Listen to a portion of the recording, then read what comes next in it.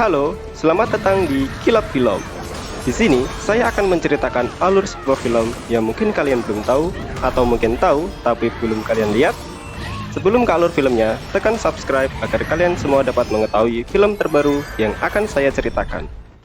Film Jupiter's Legacy ini terdiri dari alur maju dan mundur.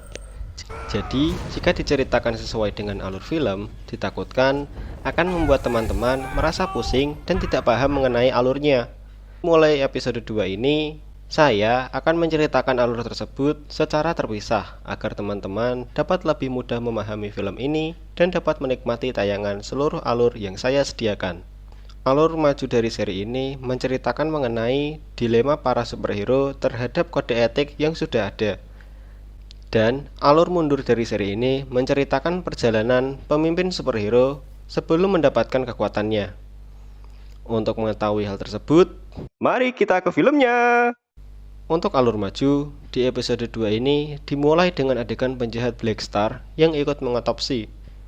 Black Star mengungkapkan jika penjahat yang mirip dirinya itu merupakan tipuan murahan dan menjelaskan jika itu memang bukan dirinya. Black Star juga mulai terkejut karena sekarang Union berani membunuh seorang penjahat, sedangkan di masa dulu Union tidak pernah membunuh penjahat. Kejahatan jenis apapun, Union hanya akan menangkap mereka dan penjahat yang tertangkap akan diadili seadil-adilnya. Selanjutnya, di pertemuan pers, banyak masyarakat Amerika yang melakukan protes ke Union. Salah satu wartawan yang ada di sana menyatakan jika 78% masyarakat Amerika menyetujui tindakan Brandon yang langsung membunuh penjahat super. Utopian kesal mendengar hal tersebut dan berusaha menjelaskan ke wartawan serta masyarakat bahwa proses keadilan tetap harus dijalankan. Masyarakat mencemooh putusan Utopian. Ketika mereka sudah pulang ke rumah, Utopian atau Shell menemui Brandon untuk membahas tindakan Brandon yang membunuh Black Star kedua. Brandon tidak terima bahwa tindakannya ditentang ayahnya, karena menurut Brandon, tindakan tersebut merupakan tindakan paling efektif dalam mengatasi Black Star. Ayah Brandon pun menghukum Brandon dengan memintanya tetap di rumah dan dilarang menjadi superhero tanpa seizin ayahnya.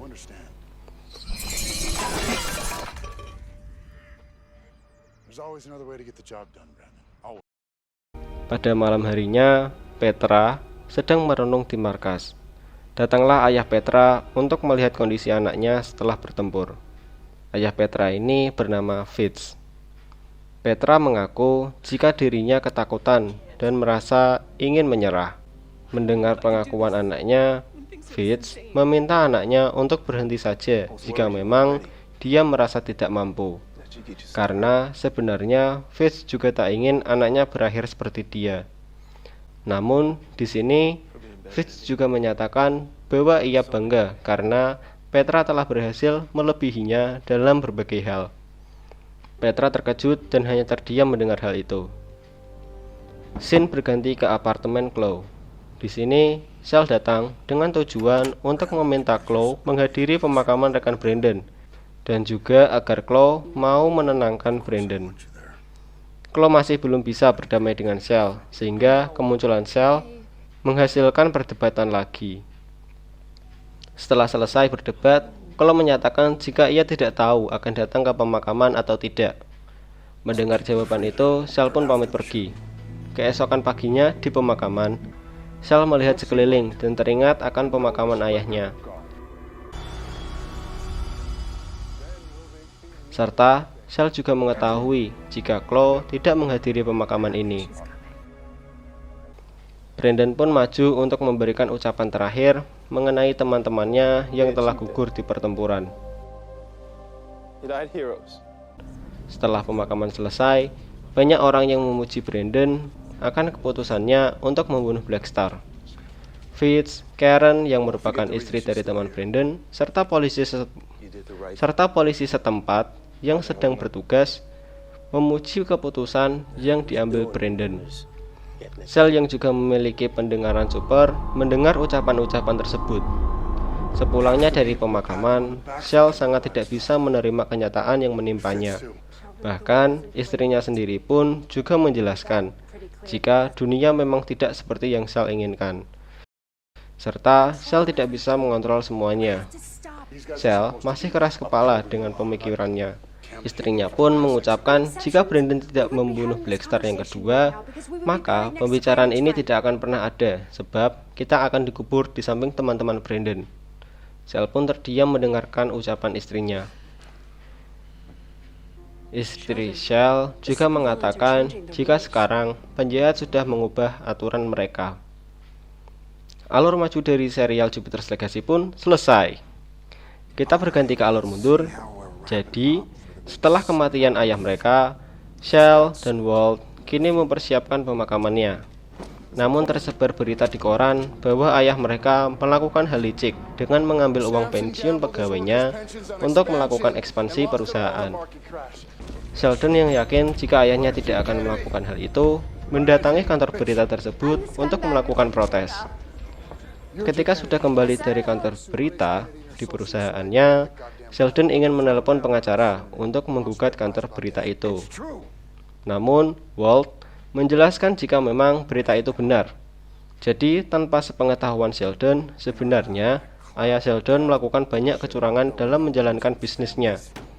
Termasuk, ayah Sheldon sebenarnya merebut bisnis ini dari orang lain, dan bukan murni dari usaha ayahnya sendiri. Walt menjelaskan ke Shell muda jika salah satu cara untuk mempertahankan bisnisnya adalah dengan mem-PHK para pegawainya. Tentu, Shell tidak menyetujui hal itu. Namun, Shell pun berakhir menyetujuinya. Shell pun menjelaskan ke pegawainya dengan menahan air mata yang menyebabkan matanya bengkak.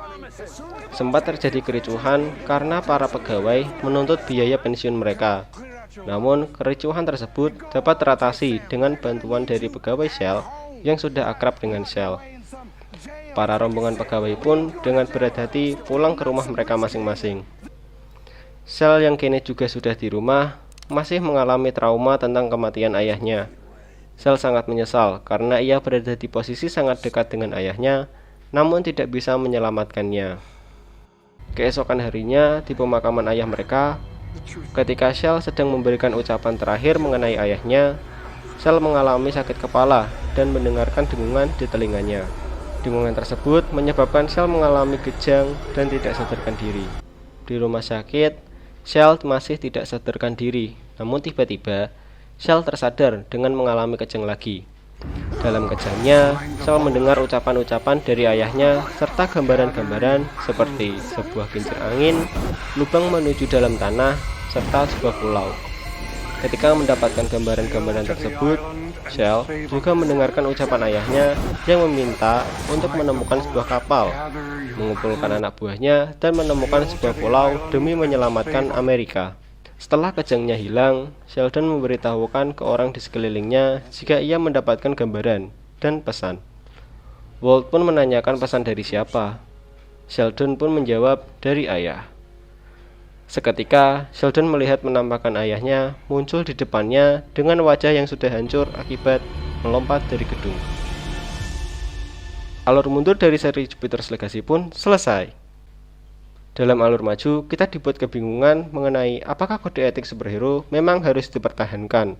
Karena jika dipertahankan, kode etik tersebut sudah tidak sesuai dan dapat membahayakan rekan superhero yang lain. Namun jika tidak dipertahankan, maka superhero secara otomatis akan melanggar hak asasi manusia dan memiliki banyak otoritas untuk melakukan hal yang mereka inginkan. Dan buruknya lagi, tidak ada yang mampu menghentikannya. Dalam alur mundur, kemunculan sosok ayah Sheldon yang sudah meninggal membuat kita penasaran tentang apa hal selanjutnya yang akan terjadi kepada Sheldon. Jika teman-teman memiliki saran judul film yang ingin saya ceritakan, teman-teman bisa tulis judul film tersebut di kolom komentar. Dan jangan lupa subscribe. Terima kasih.